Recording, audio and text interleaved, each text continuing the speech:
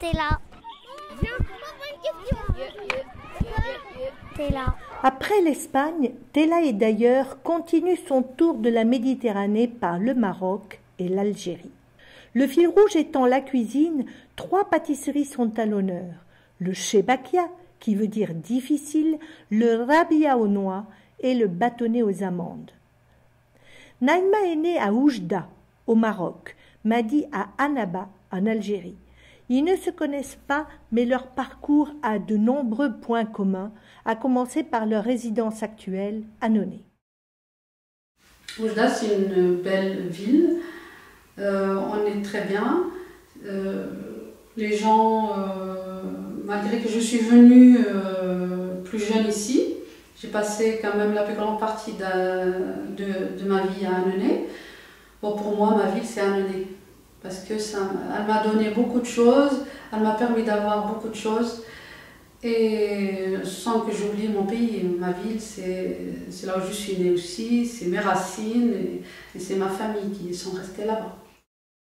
L'histoire personnelle de Madi a été marquée par l'affrontement entre son pays d'origine, l'Algérie, et son pays d'adoption, la France. Avec lucidité, il évoque différents aspects de cette réalité. Explication.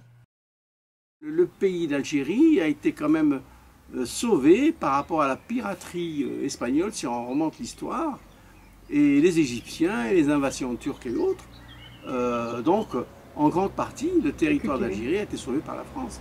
On a commencé à prendre conscience, après les erreurs, la SAS, vous savez, le service sanitaire qui a eu lieu en dernier, avant l'indépendance, commençait à prendre en considération la santé de la population algérienne et autres.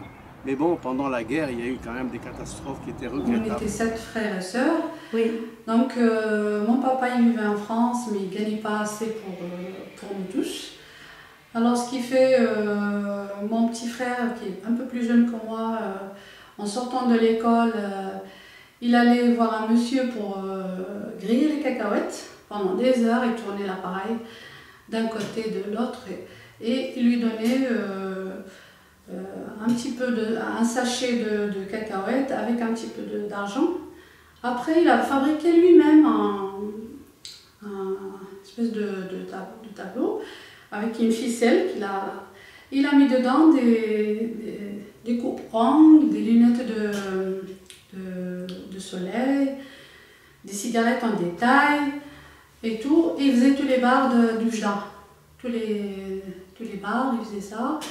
Il ramassait le peu d'argent qu'il gagnait quand il ne se faisait pas agresser, quand il ne se faisait pas à la fin de sa journée. Il y avait d'autres jeunes qui l'attrapaient, qui lui enlevaient la somme d'argent. Et avec ça, il le donnait à maman pour nous subvenir à notre besoin. Il avait 10 ans. 10 ans. À 10 ans, et je le vois, j'ai toujours cette image avec son... Il faisait le tour des bars et en rentrant à l'école, il faisait ses devoirs pour le lendemain. Donc, et autre chose, il brûlait la farine avec du sucre, il mettait du sucre glacé dessus, il mettait en tas et il vendait à tous les enfants du quartier. Donc ça lui faisait rentrer de l'argent pour nous. Parce qu'à 10 ans, il était déjà responsable d'une grande famille. Et entre-temps, moi et ma sœur, maman elle travaillait la laine. Le soir, elle travaillait la laine. Et le matin, on allait la vendre sur le marché pour gagner un petit peu d'argent pour vivre. Alors, ça a duré 4-5 ans. Et j'ai dit qu'on avait eu une enfance heureuse, oui, parce que ça nous a appris la vie. 4 heures du matin, j'étais levé avec le plateau, et je peux vous mettre un plateau encore sur ma tête, j'y tiens tout seul, et je vendais les beignets jusqu'à 4 heures du matin.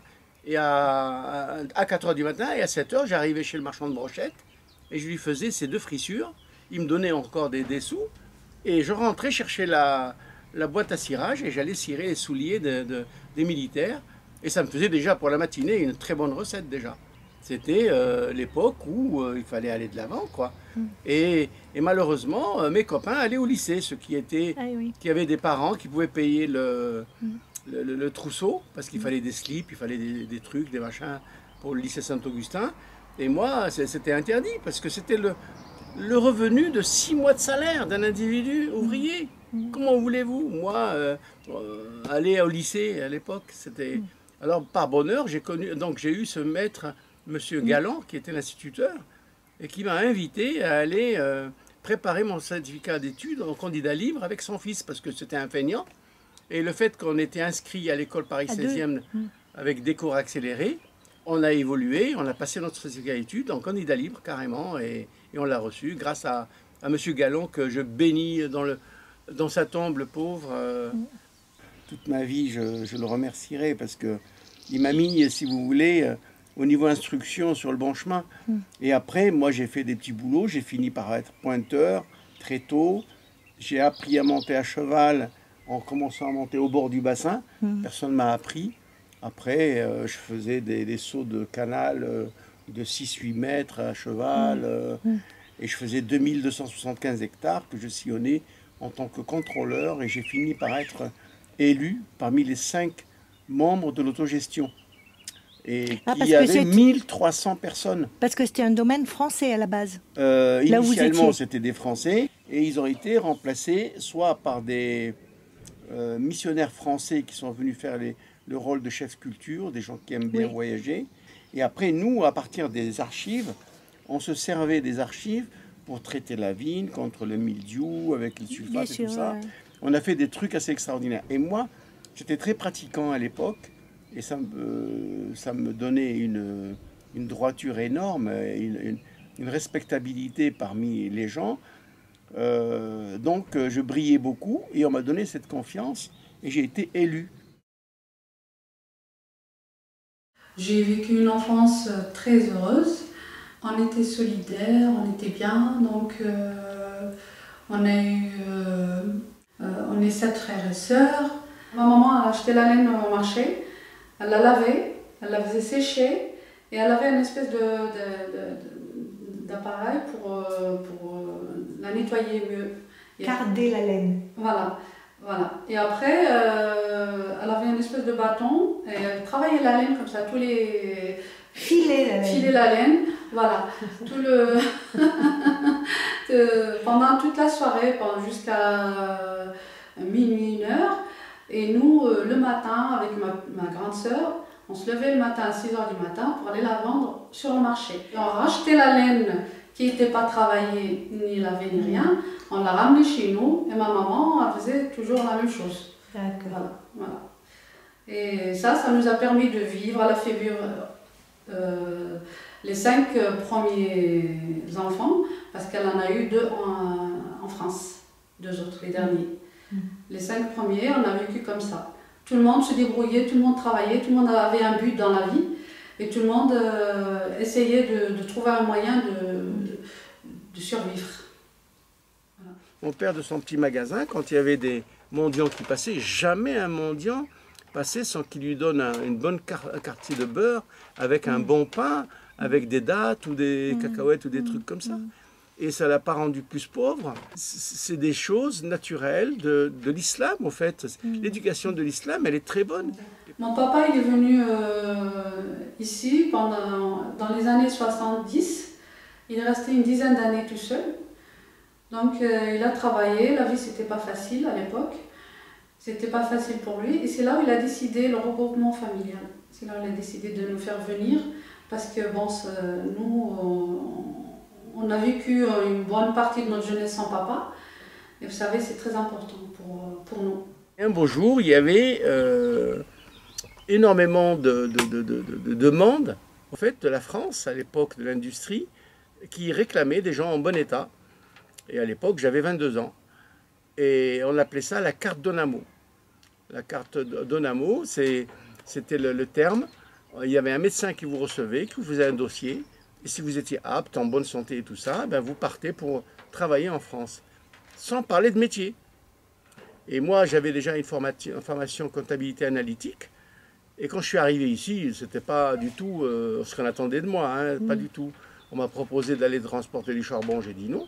Parce que j'avais pris quand même une année de disponibilité, j'étais dans l'administration algérienne, je faisais partie du ministère de l'Agriculture. Et on m'a proposé d'aller à Berlier, j'ai dit non. Et on m'a embauché, j'ai pu m'embaucher pendant 1 mois à couper du gâteau avec un fil acier. Et il y avait des minettes autour de la table qui mettaient ça en boîte, c'était des covrettes à l'époque, c'était Vignal à Lyon. Et au bout d'1 mois, je me suis mis en relation avec un jeune qui faisait partie d'une équipe qui était venue en excursion en Algérie, à Annaba, le lendemain de l'indépendance.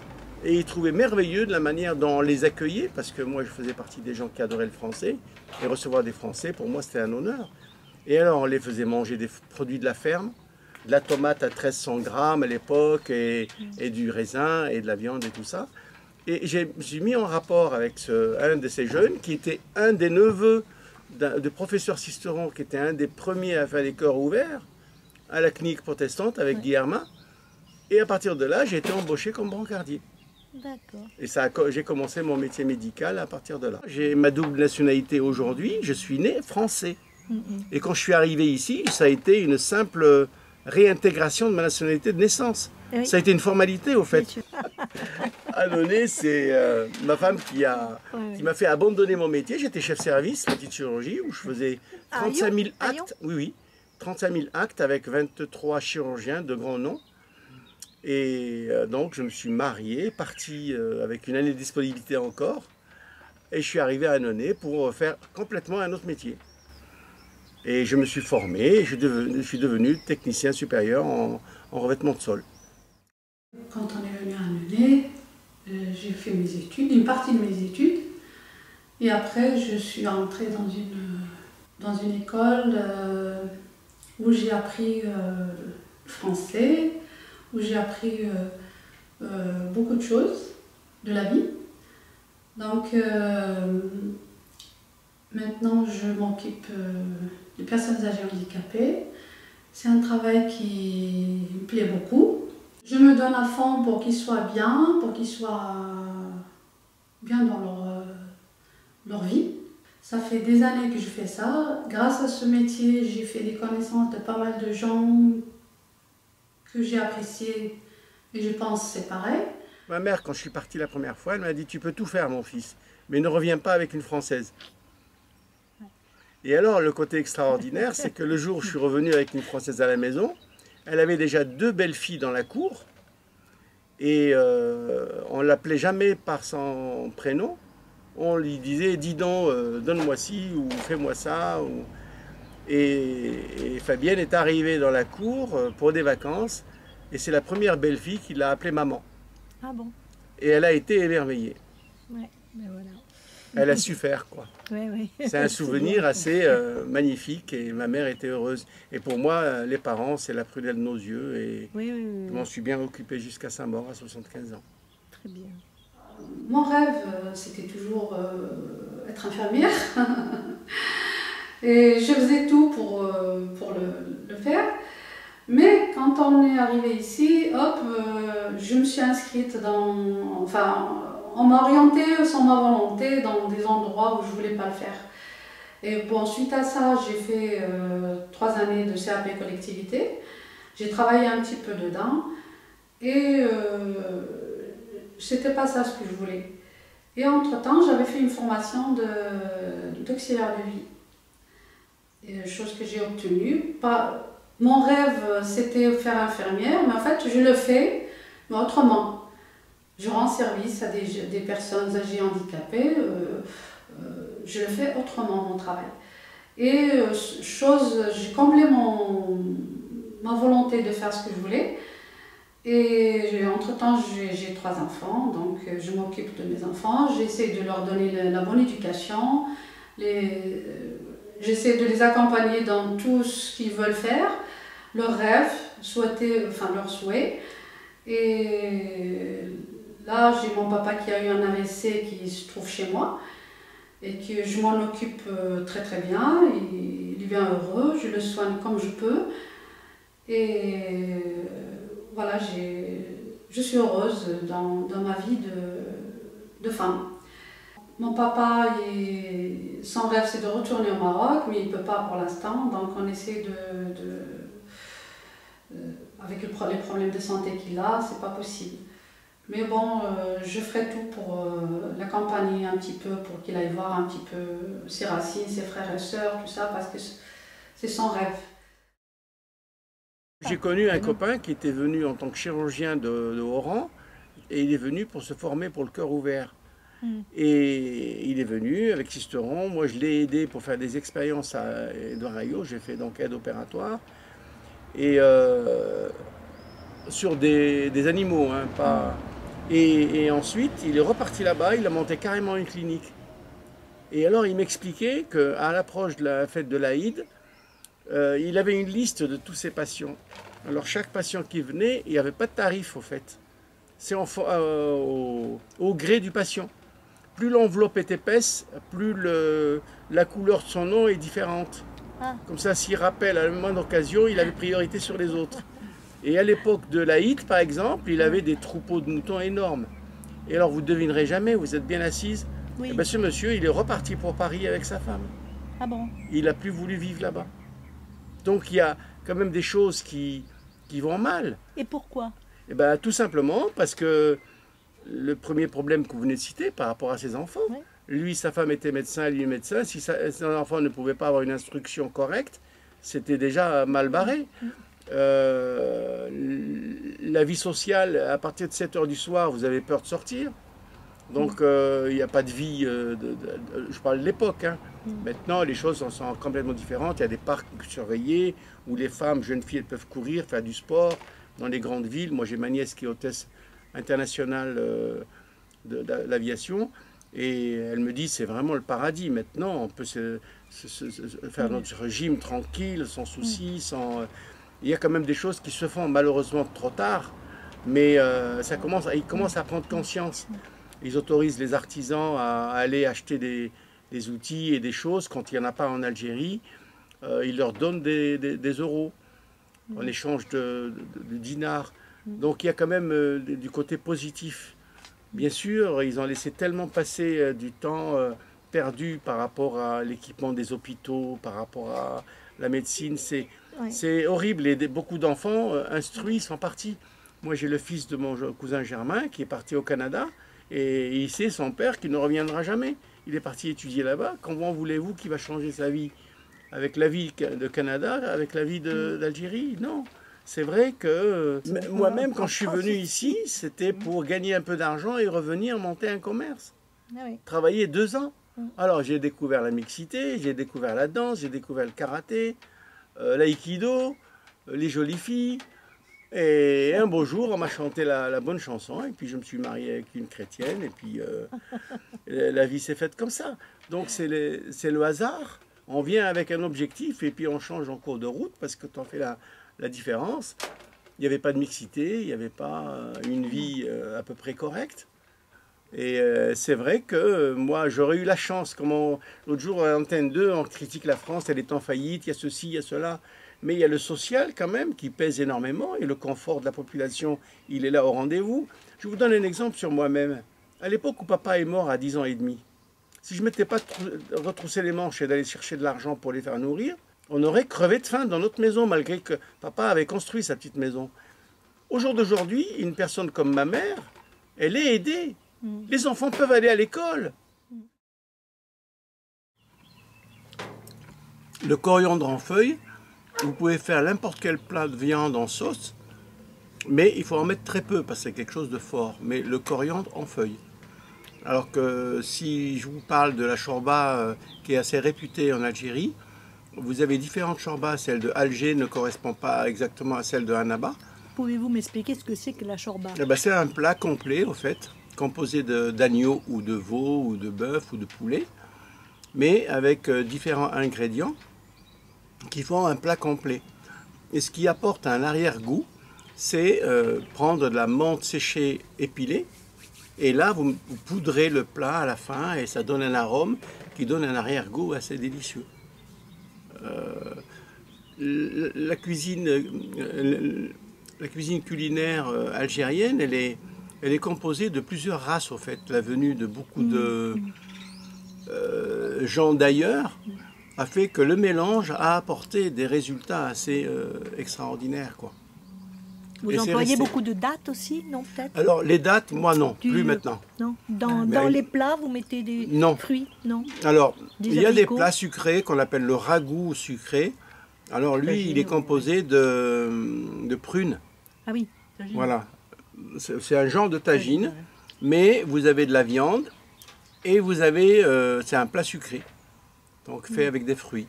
Ça, nous, on n'en fait pas beaucoup. Il y a ma famille qui sait bien la réussir. Et toi, Fabienne, tu cuisines un petit peu algérien? Moi, je fais que le couscous. Ah bon? Ah oui, elle est devenue experte là-dedans. Ouais. Sinon, le reste, il aime bien le faire. Alors parce que maman lui a appris, voilà. Ma soeur aussi. Voilà. Ouais. Donc, je fais le couscous. Et si quelqu'un veut venir, j'invite ceux qui ont envie de goûter. On a fait un à Bandol il n'y a pas très longtemps. J'étais ravi. Alors là, ils étaient émerveillés. C'est à partir d'un méchoui qui a eu lieu avec des amis, où on était invités. Puis le lendemain, on leur a dit, venez avec nos amis habituels de plus de 30 ans. Et on leur a fait un couscous, on était une douzaine. Ah, ils ont adoré. Ouais. Ils ont adoré.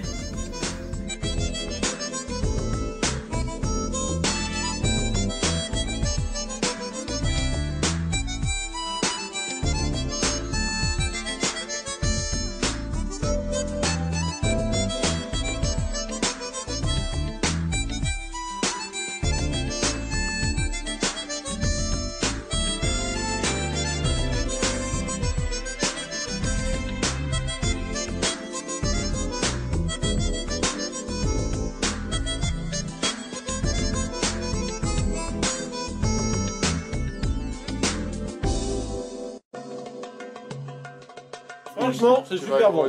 Mais ça irait très bien avec un jus ou tu vois, de l'eau. Hein? C'est un peu sucré. Ouais, je vais en prendre avec toi. Un thé vert. Ou un thé vert, ouais. Il faudrait apprendre à faire le thé vert. Un thé à la menthe. Un thé à la menthe.